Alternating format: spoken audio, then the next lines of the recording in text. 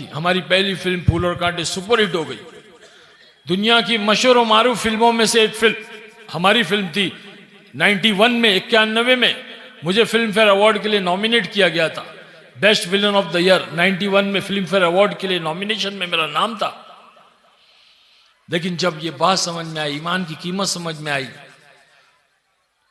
आमाल की कीमत समझ में आई, आखिरत की कीमत समझ में आई, अल्लाह रसूल को पहचाना, तो मेरे भाई हमने ठोकर मार दी चीज़ों को। हुआ फजल, हुआ करम, हुआ कि अल्लाह रब्बुल इज़्ज़त ने हमारी और आपकी मुलाकात अपने दीन की निस्बत पर करवाई। ये बहुत बड़ी चीज़ है। दुनिया में यूँ तो लोग मुख्तलिफ उन्वानों पर मुलाकातें करते हैं, बहुत सारे फंक्शंस होते हैं, पार्टी होती हैं, शादी ब्याह फंक्शंस होते हैं, मीटिंग्स होती हैं, सेमिनार होते हैं, तरह तरह के मुख्तलिफ उन्वानात होते हैं जिन पर लोग मुलाकातें करते हैं।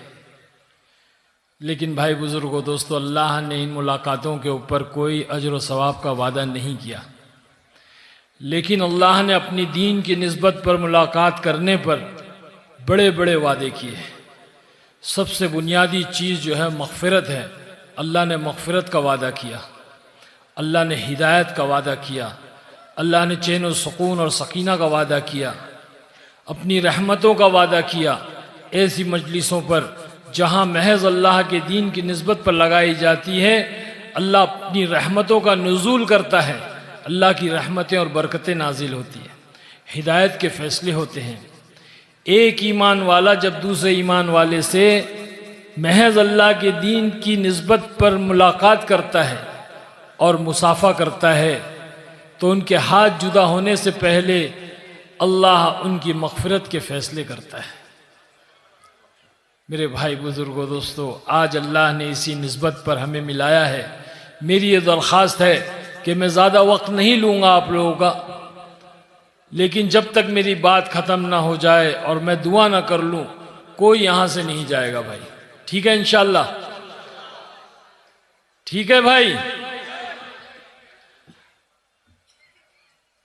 तो मैं अपनी बात शुरू करता हूँ कि अल्लाह पाक ने हमें यहाँ इतनी कीमती मजलिस में भेजा है, तो हमें यह देखना है कि सबसे पहली चीज़ जो देखना है वो फरमाए कि नीयत है। इंसान की नीयत उसके आमाल से बेहतर है। वो कहते हैं ना कि नीयत में खतरा तो झोली में फतरा। जैसी हमारी नीयत होगी वैसे अल्लाह के फैसले होंगे। इसीलिए इमाम बुखारी रहमतुल्लाह अलैह ने जो बुखारी शरीफ लिखी है, जो हदीस की इतनी बड़ी किताब है कि उस किताब को पढ़े बगैर दुनिया का कोई आलिम नहीं बन सकता। बुखारी शरीफ, उस किताब की शुरुआत इमाम बुखारी रहमतुल्लाह अलैह ने जो है नीयत की हदीस से की है। फरमाया कि इन्नमल अमालु बिन्नियात, ये पहली हदीस है जिसका मफहूम है कि सारे अमाल का दारो मदार नीयतों पर है। तो हम इतनी कसीर तादाद में यहाँ पर आए हैं, इतना वक्त निकाला, जान माल वक्त लगाया। अब अगर हमने ये नीयत लेकर यहाँ आए हैं कि हम फिल्म एक्टर आरिफ खान को देखने जा रहे हैं, जो किसी ज़माने में बॉलीवुड में नाचना गाना करता था, अगर उस नीयत के साथ आए हो तो मैं कहूँगा भाई इस नीयत को बदल लो। ये ना देखो कि कौन आया है, ये देखो कि क्यों आया है। ये ना देखो कि क्या कह रहा है, ये ना देखो कि कौन कह रहा है, ये देखो कि क्या कह रहा है। नीयत का सही होना बहुत ज़रूरी है। हम ये नीयत करें कि हम अल्लाह के लिए आए हैं, अल्लाह के दीन की मजलिस में आए हैं, अल्लाह के रसूल की बात सुनने के लिए आए हैं। अगर आप ये नीयत करोगे तो मैं दुआ करूँ कि अल्लाह तू इस मोहब्बत को तेरी मोहब्बत से बदल दे, अल्लाह तू मग़फ़िरत के फ़ैसले फरमा, अल्लाह तू हिदायत के फ़ैसले फरमा। तो सब करोगे ये नीयत? हाँ, वरना क्या होगा, कहाँ गए थे, कहीं नहीं, क्या लाया, कुछ नहीं। आरिफ खान आया, आरिफ खान ने बात किया, हाँ बहुत अच्छी बात की भाई, बहुत मज़ा आया, लेकिन कुछ नहीं मिलेगा मेरे भाई। इसलिए हम सारे ये नियत करें कि अल्लाह हम तेरी रज़ा के लिए आए हैं। अल्लाह पाक ने हम सबको ईमान दिया दोस्तों, और इस ईमान की निस्बत पे हम सब भाई है। हर ईमान वाला दूसरे ईमान वाले का भाई है। ये ईमान सबसे बड़ी दौलत अल्लाह ने हमें दी है। हमने इस ईमान के लिए अल्लाह से कोई इल्तिजा नहीं की, कोई रिक्वेस्ट नहीं की, कोई ख़त नहीं लिखा, कोई अर्जी नहीं डाली। अल्लाह ने उसके फजल और करम से ईमान वाला बनाया। जब हम दुनिया में आए, हम अपनी आंखों को खोले तो हमने अपने आप को अब्दुल जब्बार अब्दुल सत्तार के घर में पाया। ये महज अल्लाह का फजल है। अब हम जैसे जैसे बड़े होते गए, हम इस फ़क्र में मुब्तला हो गए कि हम तो ईमान वाले हैं, हम तो मुसलमान हैं, हम फलां हैं, हम फलां हैं, हम चुनी हैं, चुना हैं, हमें कुछ करने की ज़रूरत नहीं, हम तो मुसलमान हैं, हम एक दिन मरकर जन्नत में ज़रूर जाएंगे। शैतान ने हमें इस फ़क्र के अंदर मुब्तला कर दिया। हमें कोई आमाल की ज़रूरत नहीं, हमें कुछ करने की ज़रूरत नहीं, हमें दीन पर चलने की ज़रूरत नहीं। इस फ़क्र के अंदर मुब्तला कर दिया कि हम तो मुसलमान हैं। जन्नत हमारे दादा आदम अलैहिस्सलाम की थी। आदम अलैहिस्सलाम जन्नत से आए थे, तो हम भी एक दिन जन्नत में जाएंगे। बेशक हर ईमान वाला जिसमें कलमा पढ़ा ला इलाहा इल्लल्लाह मुहम्मदुर रसूलुल्लाह सल्लल्लाहु अलैहि वसल्लम, वो ज़रूर जन्नत में जाएगा। लेकिन भाई, अगर हमने अल्लाह के हुक्मों को तोड़ा, हज़रत मोहम्मद सल्लल्लाहु अलैहि वसल्लम के तरीक़ों को छोड़ा, तो एक तवील अरसा हमें जो है वो जहन्नम में गुजारना पड़ेगा। और जहन्नम की आग कोई मामूली आग नहीं है, जिसमें अल्लाह डाल कर तपाएगा और हमें अपने गुनाहों से पाक करेगा, उसके बाद अल्लाह जन्नत में दाखिल करेगा। तो ये जहन्नम का ज़माना कोई हंसी खेल का ज़माना नहीं है। हाँ, अनकरीब गुबार हटेगा और पता चलेगा कि घोड़े पे सवार थे कि गधे पे सवार थे। और अल्लाह की ज़ात इतनी रहीम और करीम है कि अल्लाह ने जब से इंसान को दुनिया में भेजा, आदम अलैहिस्सलाम दुनिया के सबसे पहले इंसान हैं और सबसे पहले नबी है। इंसानों की रहबरी के लिए, इंसानों को मुस्तकीम का रास्ता बताने के लिए, सिरातुल मुस्तकीम पर चलाने के लिए, सीधी राह दिखाने के लिए अल्लाह ने नबियों का सिलसिला आदम अलैहिस्सलाम से शुरू किया कि नबी आते, दीन की दावत देते, दीन की तरफ बुलाते। ये सिलसिला हुजूर पाक सल्लल्लाहु अलैहि वसल्लम तक चलता रहा।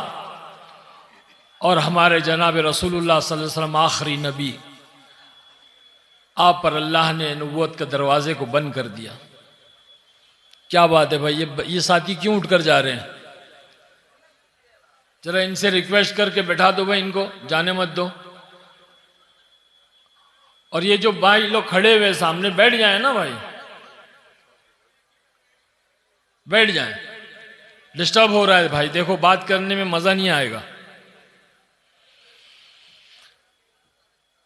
हाँ भाई, तो मैं ये अर्ज कर रहा था कि हमारे नबी जनाब रसूलुल्लाह सल्लल्लाहु अलैहि वसल्लम आखिरी नबी, अब उनके बाद कोई नबी नहीं आएगा, लेकिन इंसान तो क़यामत तक आएंगे।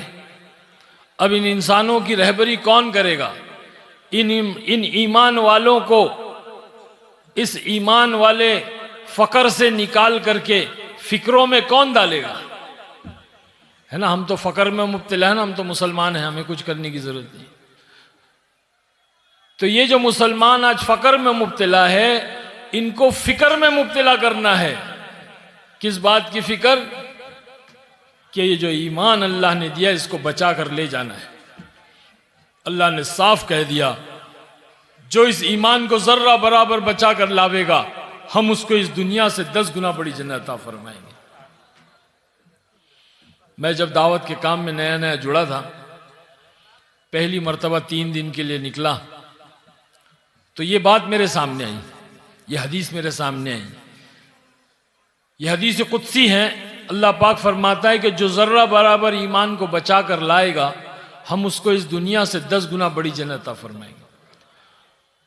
तो मेरे पास तो ईमान की कोई सतह नहीं थी, बिल्कुल ईमान की सतह गिरी हुई थी, कुछ दीन के बारे में मालूम नहीं था, ईमान किस चिड़िया को कहते ये भी नहीं मालूम था। तो ये बात मेरी समझ में नहीं आई। मैंने सोचा यार ये दुनिया कितनी बड़ी है, 26,000 किलोमीटर का इसका डायमीटर है पूरा सर्कल। इतनी बड़ी दुनिया, इसके अंदर कितने पहाड़ है, कितनी समुंदर है, कितने पेड़ है, कितने जंगल है, कितनी जो है मखलूकात है, ये सब कुछ इतना बड़ा है। और अल्लाह पाक जर्रा बराबर ईमान पर इससे 10 गुना बड़ी जन्नत का वादा कर रहा है। तो मेरी समझ में नहीं आई बात। खैर कुछ कह भी नहीं सकते थे, सुन लिया, बात दिमाग में थी, किसी से कहा नहीं, कोई मुज़ाकरा नहीं किया किसी से। इसी तरह वक्त गुजरा। एक दफ़ा मैं कहीं जमात में चल रहा था तो किसी डॉक्टर साहब से मुलाकात के लिए उनके घर गए। तो जब घर गए तो वहाँ पे किताब रखी हुई थी, इंसाइक्लोपीडिया, साइंस की किताब है। तो मैं ऐसे ही देखने लगा तो उसमें लिखा हुआ था कि in between all big planets and star, जितने भी बड़े बड़े सितारे अल्लाह ने बनाए हैं, जो इस दुनिया से कई करोड़ गुना ज्यादा बड़े, लाखों और करोड़ों गुना बड़े स्टार और प्लैनेट्स अल्लाह ने आसमानी दुनिया के अंदर गैलेक्सी में रखा है। तो in between all big planets and stars the value of this earth is just like a dot, कि दुनिया की हैसियत इन तमाम सितारों के सामने, इन तमाम प्लैनेट्स के सामने एक नुक्ते की मानिंद है। ये कौन कह रहा है? ये हदीस की किताब नहीं है, ये इंसाइक्लोपीडिया साइंस की किताब में लिखा हुआ है। फौरन मेरी बात समझ में आई। जैसे मैंने वो पढ़ा, मेरे दिमाग ने इकरार कर लिया, तस्लीम कर लिया कि बेशक जब इतनी बड़ी कायनात है और उन कायनात के बीच में ये दुनिया की हैसियत एक नुक्ते की मानिंद है। बस मैंने कहा कि सही है ये बात कि अल्लाह पाक एक ईमान वाले को 10 नुक्ते अता फरमाएगा, अल्लाह के खजाने में कोई कमी नहीं। इस दुनिया से 10 गुना बड़ी जन्नत, 10 नुक्ते दे देगा अल्लाह। अल्लाह कह रहे कुरान में कि ये दुनिया की हैसियत हमारी निगाहों में एक मच्छर के पर के बराबर भी नहीं है। मच्छर कितना और उसका पर कितना, जस्ट लाइक ए डॉट। तो अल्लाह तो साफ कह रहा है कि ये दुनिया मेरी निगाह में मच्छर के पर के बराबर भी नहीं है। इतना बड़ा रब्बुल आलमीन जिसने सारी कायनात को बनाया। मेरे भाई बुजुर्गों, दोस्तों, ये ईमान इतना कीमती है। अल्लाह फरमाता है कि सारी कायनात को, ये जितने बड़े बड़े प्लैनेट्स, सूरज चांद सितारे, सातों आसमान, सातों जमीन, ये पहाड़, पहाड़ के अंदर के खजाने, समुंदर, समुंदर के अंदर के खजाने, ये सारी कायनात को तराजू के एक पल्ले में रख दो और दूसरे पल्ले में ये ईमान का एक पुर्जे पर ला इलाहा इल्लल्लाह लिख करके रख दो, तो ईमान वाला पल्ला वजनी हो जाएगा। और जो पल्ला वजनी होता है वो नीचे आता है और जो हल्का होता है वो ऊपर आता है। फरमाया कि इस कदर वजनी है कि इतनी तेजी से नीचे आएगा कि कायनात को उठाकर फिजाओं में बिखेर देगा। वो ईमान अल्लाह ने दिया। हम तो फकर में मुब्तला है, हम फिक्र में कहाँ मुब्तला है। आज ये दावत व तबलीग की मेहनत से, ये मदारिस की मेहनत से, ये मकातिब की मेहनत से, ये जितनी दीनी मेहनतें हो रही हैं, इससे यही चाहा जा रहा है कि हर एक ईमान वाला अपने ईमान की फिक्र में मुब्तला हो जाए। हम तो दुनिया में लग गए, हाय दुनिया, हाय दुनिया, हाय दुनिया। सुबह उठे तो दुनिया, रात को सोए तो दुनिया, इससे लेना है, उसको देना है, ये मसला, वो मसला। हम तो इसमें घिरे हुए। हमने ईमान और अमाल की फिक्र कहाँ की। हम तो ऐसे सोच रहे कि जैसे हमको दुनिया लेकर जाना है। अरे मेरे दोस्तों, एक दिन हम सबको जाना है। वक्त का बादशाह भी जाएगा और फकीर भी जाएगा। बादशाह अपने साथ तख्त व ताज लेकर नहीं जावेगा और फकीर अपने साथ कटोरा लेकर नहीं जावेगा। हर इंसान अपने साथ में अपने ईमान और अमाल को ले जाएगा और ईमान और अमाल की बुनियाद पर अल्लाह आखिरत के फैसले करेगा। दुनिया तो अल्लाह ने जितनी मुकद्दर में रख दी है वो मिलकर रहेगी, क्योंकि पालने वाली जात तो अल्लाह की है। हम दुनिया की फिक्र में रहते हैं, हमने अपने आप को रब बना लिया। जबकि अल्लाह रब है और रब ने पालने का जिम्मा लिया है।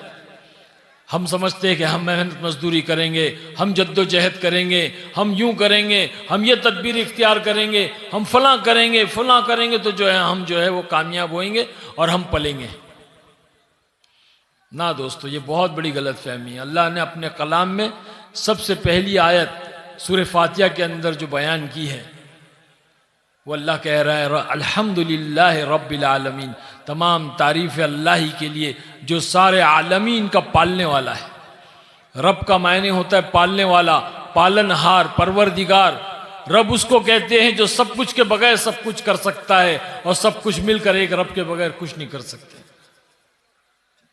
तो अल्लाह ने अपना इंट्रोडक्शन दिया, अपना तारुफ कराया कि इंसानियत, ए इंसानों पहचान लो कि मैं कौन हूं। मां के पेट में रखकर 9 महीने पालता है, वहां हमारी दुकान नहीं, हमारी खेत नहीं, हमारे बाग नहीं, हमारी नौकरी नहीं, कोई जरिया, कोई असबाब नहीं, अल्लाह पाल के दिखा रहा है। मां के पेट में खिला भी रहा है, पिला भी रहा है। हाँ, और अल्लाह खिलाने में हमारे मुंह का भी मोहताज नहीं। मां के पेट ने मुंह को बंद रखा और मां की नाल से बच्चे की नाल को जोड़ दिया। जो मां खाती वो बच्चे के पेट में दाखिल हो जाता, जो मां पीती वो बच्चे के पेट में दाखिल हो जाता। मुंह को क्यों बंद रखा? मुंह से भी खिला सकता था अल्लाह। मुंह को इसलिए बंद रखा क्योंकि मुंह के अंदर नापाक पानी, वो नापाक खून जो मां के पेट में वो बच्चे के मुंह में ना चला जाए और इसकी जुबान नापाक ना हो जाए। क्योंकि बच्चा दुनिया में आएगा तो इस पाक जुबान से अल्लाह का नाम लेगा, कलमा पढ़ेगा, अल्लाह के नबी पर दरूद पढ़ेगा, कुरान पढ़ेगा, जिक्र करेगा, तिलावत करेगा। इसीलिए अल्लाह ने मां के पेट में मुंह को भी जरिया नहीं बनाया, अल्लाह ने डायरेक्ट बराह रास्त खिलाया पिलाया। फिर दुनिया के पेट में मुंतकिल किया, मां के पेट से दुनिया के पेट में मुंतकिल किया। और अल्लाह ने अपने कलाम में सबसे पहली आयत में कहा अल्हम्दुलिल्लाह रब्बिल आलमीन, मैं तो पालने वाला हूं, मैं तुम्हारा पालने वाला रब हूं, मुझे पहचानो। और जब कब्र के पेट में जाएंगे, दुनिया के पेट से कब्र के पेट में जाएंगे, तो सबसे पहला सवाल यही किया जाएगा मन रब्बुका, बता तेरा पालने वाला कौन। दुनिया के अंदर भेजा, ईमान दिया, ईमान के बाद में नमाज फर्ज कर दिया हम पर। और नमाज में हर रकात में कहा कि पढ़ो सुभान रब्बियल आला। सूरह फातिहा में अल्हम्दुलिल्लाह रब्बिल आलमीन, रुकू में गए सुभान रब्बियल अजीम, सजदे में गए सुभान रब्बियल आला, रुकू से उठे समी अल्लाहु लिमन हमीदा रब्बना वलकल हम्द। 11 मरतबा हर रकात में बंदे से कहलवाया कि बार बार कहे ताकि तेरे दिल का यकीन बन जाए कि पालने वाला मैं हूं। क्योंकि जब कब्र के गड़े में आएगा तो उससे पहला सवाल यही किया जाएगा मन रब्बु का, बता तेरा रब कौन। आज हमने पहचाना नहीं। वो तो अल्लाह कैसा खिलाता है भाई, मौत के मुंह में रख के खिलाता है, मौत के मुंह में रख के खिलाने वाला। मगरमच्छ देखा है आपने, है ना मगरमच्छ, अरे बोलो ना। वो अपने जानवर का जब शिकार करता है और उसको खाता है, खाने के बाद में उसके दांत में इसका गोश्त लग जाता है। तो मगरमच्छ जो है समुंदर के बाहर, नदी के बाहर आता है, आकर के बैठ जाता और अपने मुंह को खोल कर बैठता है। अल्लाह ने एक चिड़िया बनाई है जिसका नाम है गुंदुम। वो गुंदुम आती है, आकर के उसके मुंह में बैठती है और वो चिड़िया के मुंह में, चिड़िया जो है वो गोश्त खाती है जो उसके दांत में लगा है। देखो कैसा रिस्क देने वाला कि मौत के मुंह में बैठा करके रोजी दे रहा है। वो चिड़िया वो दांत में जो लगा है वो खाती है, तो ये सोचता है कि हाँ मेरा दांत साफ कर रही है, अब जब ये दांत साफ हो जाएगा तो मैं इसको साफ कर दूंगा। क्या सोचता है?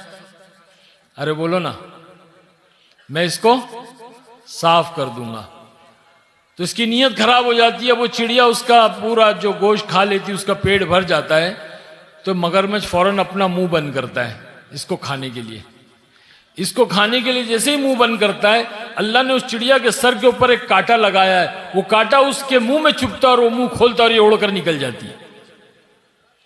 ये अल्लाह की जात है। कैसा निजाम बनाया अल्लाह ने, हर एक को पाल रहा है, चींटी से लेकर जिब्रील अमीन तक के, जो सबसे बड़ी मखलूक है, पालने वाली जात अल्लाह की है। आज पलने के चक्कर में, रिस्क के चक्कर में, रोजी के चक्कर में हमने अल्लाह को भी छोड़ दिया और अल्लाह के रसूल को भी छोड़ दिया।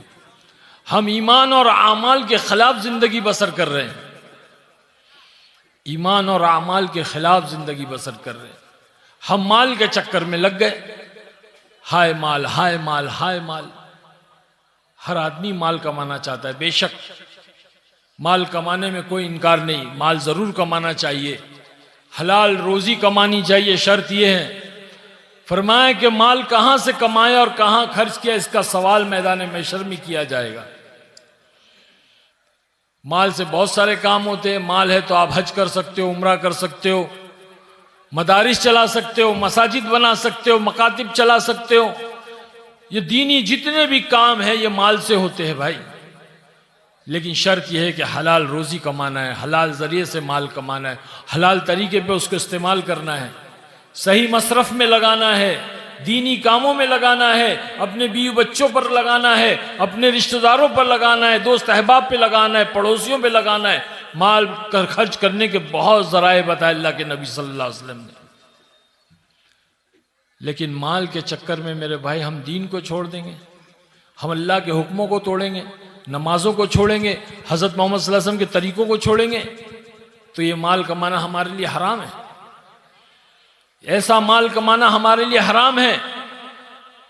हम जरा कभी ये सोचें कि अल्लाह पाक ने लफ्ज आमाल के अंदर माल को छुपा के रखा है। लफ्ज आमाल के अंदर अल्लाह ने माल को छुपा रखा है। देखो, आमाल आमाल आमाल, बात समझ में आ रही है? बोलो, माल, आमाल, आमाल के अंदर अल्लाह ने माल को छुपा रखा है। और आमाल में सबसे बड़ा अमल है नमाज। नमाज के अंदर अल्लाह ने माल को छुपा रखा है। अल्लाह ने अपने जिक्र के अंदर जो है छुपा रखा, अल्लाह ने मामलात के अंदर छुपा रखा है, अल्लाह ने अखलाक के अंदर छुपा रखा है, अल्लाह ने माशरत के अंदर छुपा रखा है, तमाम इबादतों के अंदर अल्लाह ने माल को छुपा रखा है। ये तमाम इबादतें जो है ये दीन के सारे शोबे हैं। जब ये जिंदगी में आएंगे, ये अमाल जिंदगी में आएंगे, अच्छे अमाल, अच्छे अखलाक, अच्छे मामलात, अच्छी माशरत हमारी बनेगी, तो मेरे भाई बुजुर्गों दोस्तों, माल हमारे कदमों में अल्लाह डालेगा।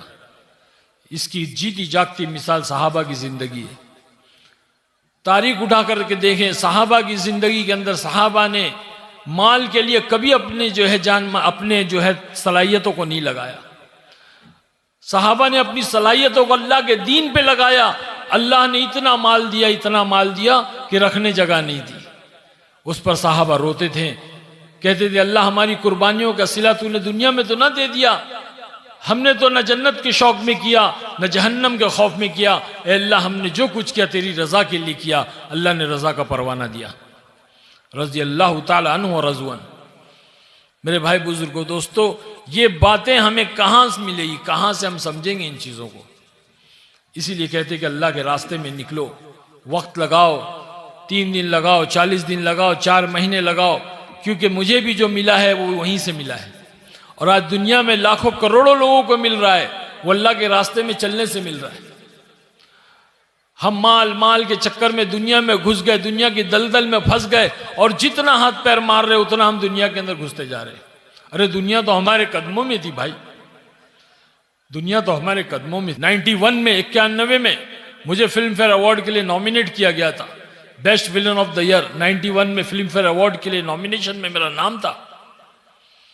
लेकिन जब ये बात समझ में आई, ईमान की कीमत समझ में आई, आमाल की कीमत समझ में आई, आखिरत की कीमत समझ में आई, अल्लाह रसूल को पहचाना, तो मेरे भाई हमने ठोकर मार दी चीजों को। आज पूरी दुनिया में फिर रहे हैं, घर घर, दर दर, गांव गांव, करिया करिया, शहर शहर, मुल्क मुल्क, अमेरिका गए, अफ्रीका गए, क्यूबा कंट्री गए, वेस्ट इंडीज गए, दुनिया के सारे मुल्कों में जाकर यही कह रहे, अरे भाई कामयाबी इसमें नहीं है, ये धोखा है, ये धोखा है, ये दुनिया धोखा है। ये धोखे से निकल जाओ। आप देखो रेगिस्तान में, सहरा में, डेजर्ट में मुसाफिर जब चलता है तो उसको प्यास लगती, गर्मी की वजह से, शिद्दत की गर्मी, ऊंट पर जा रहा है, शिद्दत की। दूर चमकता हुआ जो है वो पानी नजर आता है, तो मुसाफिर वो पानी समझकर उसके पास दौड़ता है। वहां जाकर देखता है तो पानी नहीं होती, वो तो चमकती हुई मीरास है, चमकती हुई एक चीज है जो नजर आती है। फिर आगे वैसे ही नजर आता है, फिर दौड़ता है, फिर वहां पहुंचता है, वहां पानी नहीं मिलता। दौड़ते दौड़ते थक जाता है, यहां तक के प्यासा मर जाता है, लेकिन उसको जो है पानी नसीब नहीं होता, क्योंकि ये धोखा है, ये आंखों का धोखा है। ऐसी बहुत सारी मिसालें हैं। आप हाईवे पे ट्रैवल करो, हाईवे पे भी आपको दूर पानी नजर आए, ऐसा लगेगा यहाँ पानी है वहां पर, लेकिन वो चमकती हुई मीरा से पानी नहीं होता। इसी तरह से आप समुद्र के किनारे खड़े हो जाओ, सूरज डूबता हुआ नजर आएगा। सूरज कहीं नहीं डूबता भाई, सूरज कहीं नहीं डूबता, पानी में नहीं डूबता सूरज, लेकिन नजर आ रहा है कि सूरज डूब रहा है पानी में। आंखों का धोखा है। जमीन, समुंदर और आसमान मिले हुए नजर आते, मिले हुए नजर आते, लेकिन दुनिया के कोने तक चले जाओ, कहीं पे समुंदर और आसमान मिला हुआ नहीं है। रेल की पटरी पे खड़े हो जाओ तो आगे पटरी नजर आती, मिली हुई नजर आती। कश्मीर से कन्याकुमारी तक चले जाओ, कहीं रेल की पटरी मिली हुई नहीं है। धोखा है आंखों का।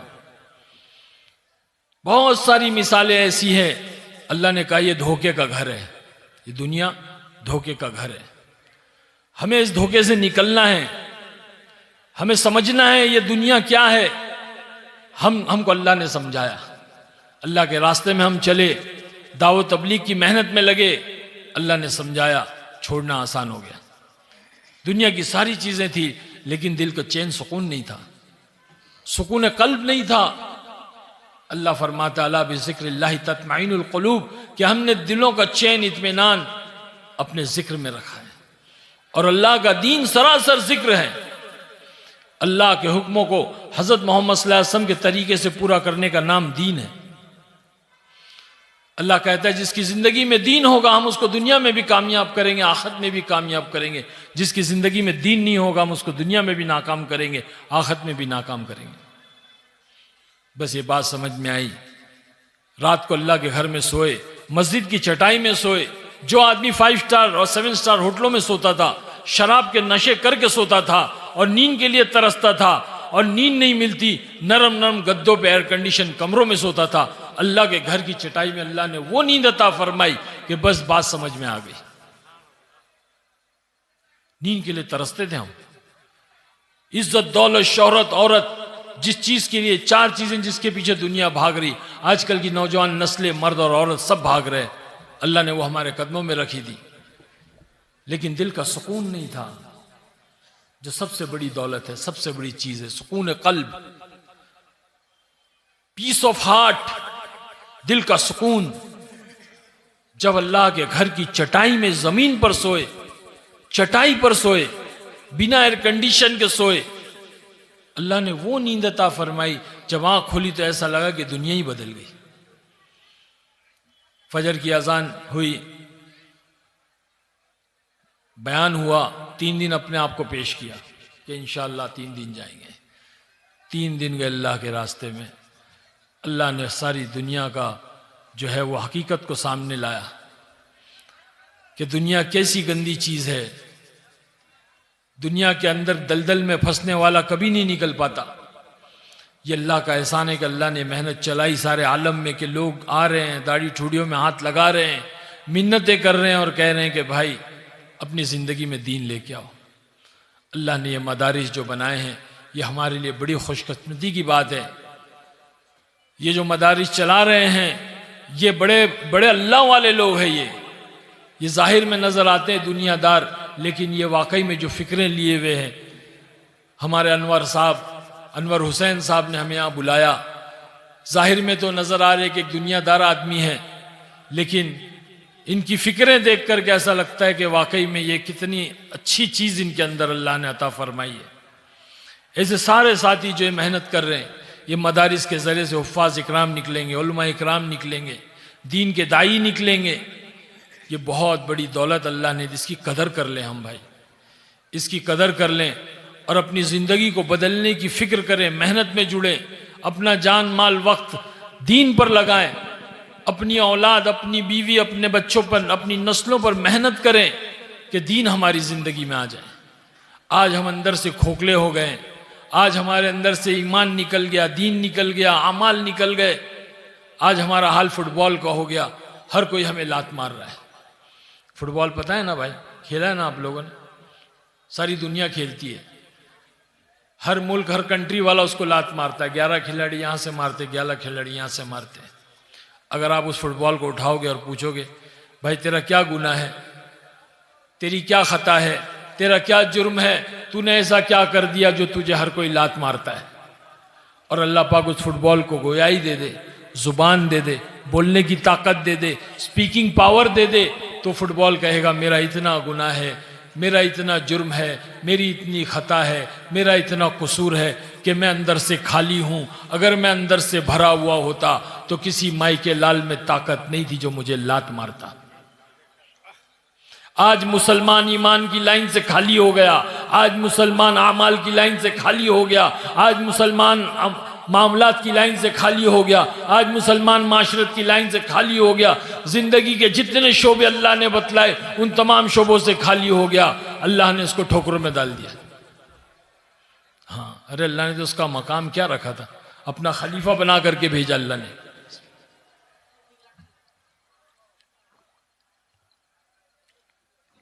अल्लाह ने अपना खलीफा बना करके भेजा और एक खलीफा ठोकरों में आ गया।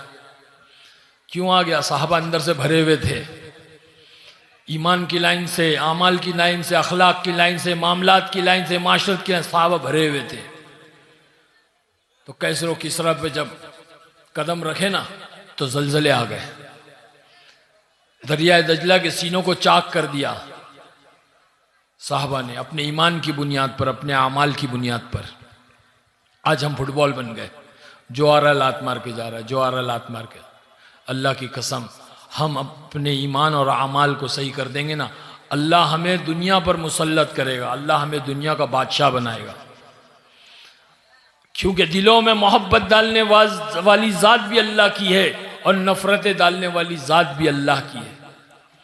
नूह अलैहिस्सलाम को जब अल्लाह ने कहा कि नूह कश्ती बनाओ और उस कश्ती के अंदर 80 या 82 लोग जो आप पर ईमान लाए थे उनको दाखिल करो और तमाम जानवरों के जोड़ों को दाखिल करो, तो नूह अलैहिस्सलाम ने कहा या अल्लाह, मैं जानवरों के जोड़ों को तो दाखिल कर लूँगा, लेकिन या अल्लाह मैं इनको काबू कैसे करूँगा?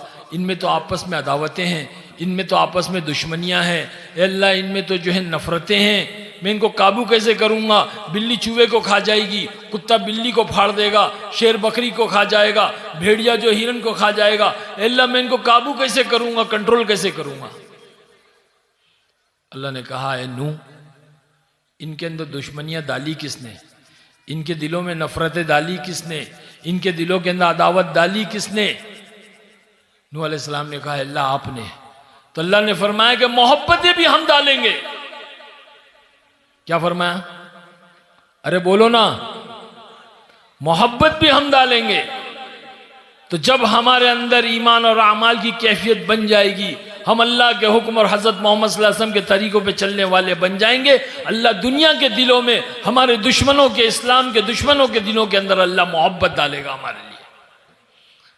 आज हम पर जो भी जुल्म हो रहा है, आज हम पर जो भी किया जा रहा है, यह हमारे अमाल की बुनियाद पर अल्लाह ने हम पर मुसल्लत किया। ये बात मेरी याद रखना।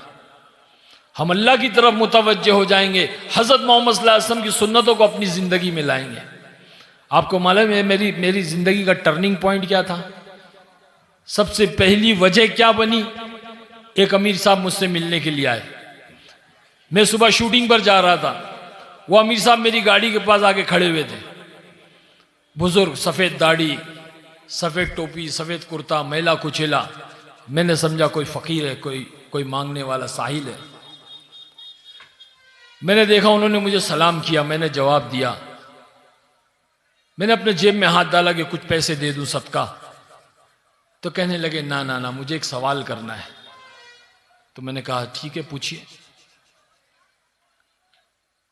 कहने लगे ये बताओ मरना है कि नहीं मरना है?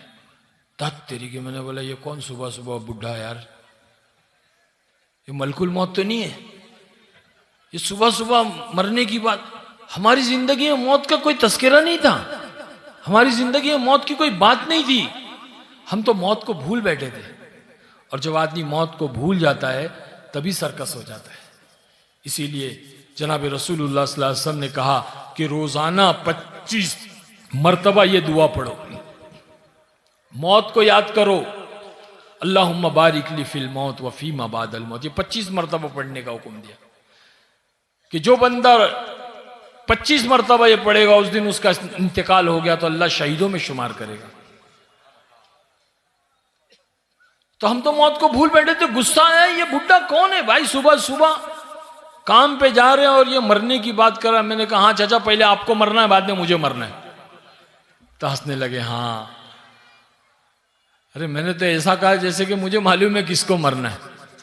कोरोना में तो हमने देखा ना कि दादा के कंधे पे पोते का जनाजा और बाप के कंधे पे बेटे का जनाजा, देखा कि नहीं देखा आप लोग ने? तो मैंने तो एकदम खुदाई दावा, पहले आपको मरना है बाद में मुझे मरना है। कहने लगे हाँ पहले मुझे मरना है बाद में आपको मरना। अच्छा ये बताओ कब्र के अंदर गाड़ी जाएगी कि दाढ़ी जाएगी? दूसरा सवाल, कब्र के अंदर गाड़ी जाएगी कि दाढ़ी जाएगी? गुस्से में तो था मैं, एकदम तैश में आके मैंने, चाचा आपका दिमाग खराब हो गया, कब्र के अंदर गाड़ी कैसे जाएंगी, कब्र के अंदर तो दाढ़ी जाएंगी। तो कहने लगे हाँ कब्र के अंदर गाड़ी नहीं जाएगी, कब्र के अंदर दाढ़ी जाएगी। फिर गाड़ी वाली जिंदगी के लिए वक्त जाया क्यों करते हो, दाढ़ी वाली जिंदगी क्यों नहीं इख्तियार करते? दाढ़ी वाली जिंदगी तो जनाब रसूलुल्लाह सल्लल्लाहु अलैहि वसल्लम की जिंदगी। बस ये कहकर सलाम करके चले गए। मैं देखते रहा उस बूढ़े शख्स को कि क्या कह दिया। वो कहते ना अल्लाह वालों की जब निगाह पड़ जाती है, किसी मर्द मोमिन की जब निगाह किसी पर पड़ जाती है तो अल्लाह उसकी दिल की दुनिया की कैफियत बदल देता है। दिल से निकले जो आह असर रखती है, पर नहीं ताकत परवाज मगर रखती है। गफलत का मेरी आंख से पर्दा हटा दिया, गफलत का मेरी आंख से पर्दा हटा दिया, ठोकर ने मुझे 2 कदम आगे बढ़ा दिया। और खुश हो रही थी जिसको बुझाकर वो आंधियां, अल्लाह ने उसी चिराग को फिर से जला दिया। बोलो नारे तकबीर। बस ये मेरी जिंदगी का टर्निंग पॉइंट था कि जब उनकी बात दिल पे लगी मैं सोच में पड़ गया, ये हज़रत मोहम्मद सल्लल्लाहु अलैहि वसल्लम वाली ज़िंदगी, ये दाढ़ी वाली ज़िंदगी कौन सी ज़िंदगी है। बस उसकी तहकीक में जब लगा तो अल्लाह ने यहाँ तक पहुँचा दिया। ज़िंदगी के 30 साल गुजर गए, पता भी नहीं चला। अब इंतज़ार है कि कब ये दाढ़ी कब्र के अंदर जाएगी। तो मेरी ये गुजारिश है आप लोगों से कि आप भी ज़िंदगी को इख्तियार करें, दुनिया की चीज़ों में ना पड़ें। हाँ ये नहीं क्या मजदूब बनना नहीं है, सन्यास नहीं लेना है, जो है राहिब नहीं बनना है, हमें तो जो है अल्लाह के दीन का दाई बनना है। मेरी जिंदगी का मकसद तेरे दीन की सरफराजी, मैं इसीलिए मुसलमान, मैं इसीलिए नमाजी। इसीलिए हम अपनी ज़िंदगी में दीन को लाएंगे, ऐसे मदारिस को ताउन करेंगे, इनकी जो हिमायत करेंगे, इनके लिए जो हो सके हम जो हम आगे बढ़कर जो हिस्सा लेंगे सब इंशाअल्लाह। तो इंशाअल्लाह ताला मदारिस के लिए आप लोगों से जो कुछ बनता है आप लोग ज़रूर ताउन करें। मेरी ये गुजारिश है, रिक्वेस्ट है आप लोगों से। और नियतें करें कि अल्लाह के रास्ते में वक्त लगाएंगे भाई इंशाअल्लाह। अल्लाह कबूल फरमाए। जमातें आती हैं ना यहाँ पे, आती ही नहीं आती जमातें, ज़रूर जाओ जमातों के साथ में भाई, 3-3 दिन जाओ। हाँ अल्लाह ज़्यादा भी तौफीक देगा। अल्लाह कबूल फरमाए। और कुछ कहना भाई? हाँ बस थक गया मैं। दुआ कब करेंगे? हाँ पब्लिक तो तुम्हारी चली गई आधी पब्लिक, तो कैसे अभी देंगे लोग पैसा या?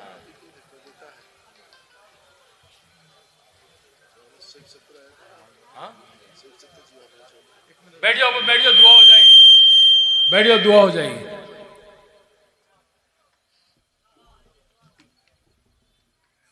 भाई देखो मदरसे की बुनियाद और मदरसे की जो है वो तामीर भी हो रही है, बिल्डिंग बनाई जा रही है, काफ़ी पैसों की ज़रूरत है।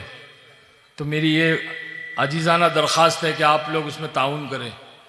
यहाँ बैठा हुआ मजमा जिससे जो हो सके वो अभी लाकर दे, कुछ वादा करें, कुछ नकद दे दे, कुछ उधार दें, लेकिन ज़रूर कुछ हिस्सा लें भाई। और किस तरह से अभी अभी कलेक्शन करेंगे आप लोग? कुछ रुमाल घुमाएंगे, तो रुमाल घुमाएंगे इंशाल्लाह, उसमें अपनी तरफ से बढ़ चढ़ कर डालें ताकि मुझे भी उसका अजर सवाब मिले। डालेंगे भाई इंशाल्लाह। जाओ भाई।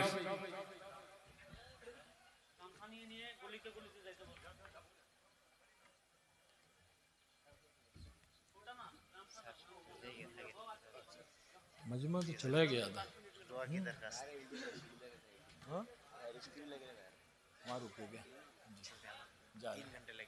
अल्लाह, मुझे भी निकलने में 6 घंटे लगेंगे एयरपोर्ट जाने।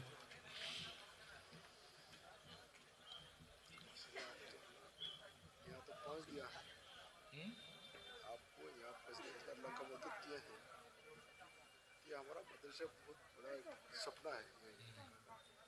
हम लोग टेक्निक सैयद 70 सब आए थे यहाँ लास्ट सैयद 70 जो है। हाँ साहिब क्या वो आया है।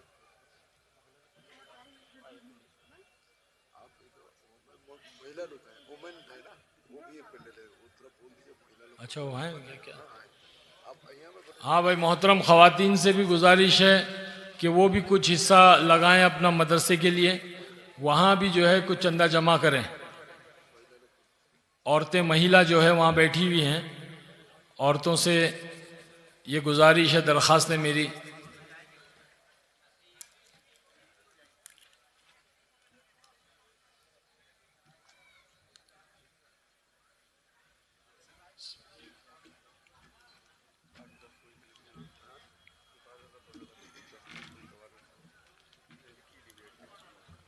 कहाँ जमा कर रहे हैं? वहाँ से कर रहे हैं?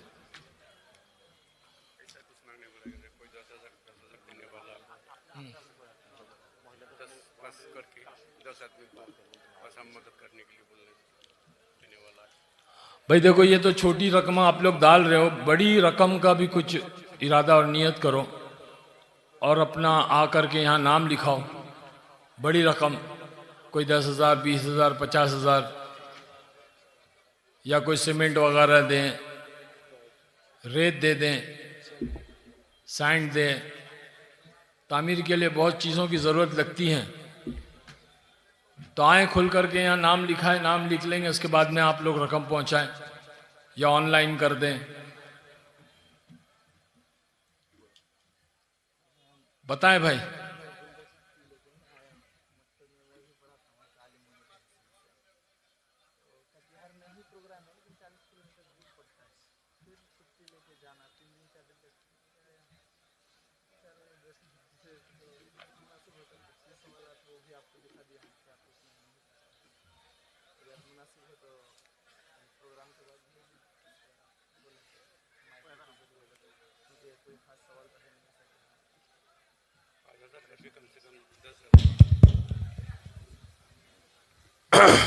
माशाल्लाह, हमारा जो चीफ गेस्ट जनाब आरिफ खान जी ने एक दरख्वास्त किए हैं, जो ये आज जो सभा जिस लेके हम लोग किए हैं, इस कमेटी की तरफ से एक रिक्वेस्ट की है।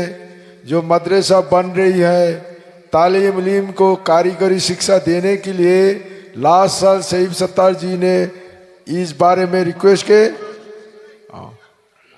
तो जहाँ में है हम लोग बहुत महिला लोग हैं, माँ बहन भी आए थे, है अभी भी। मैं रिक्वेस्ट करता हूँ जो वो लोग थोड़ा कलेक्शन दे दे। আমি এখন বলতেছি যে সবার অন্তিম সময় আমাদের আখরি দোয়া হবে। দোয়ার আগে আমার মুখ্য অতিথি আরিফ মোহাম্মদ খান সাহেব উনি আরজি করছেন যে মাদ্রাসার উন্নতিকল্পে ভাই বোন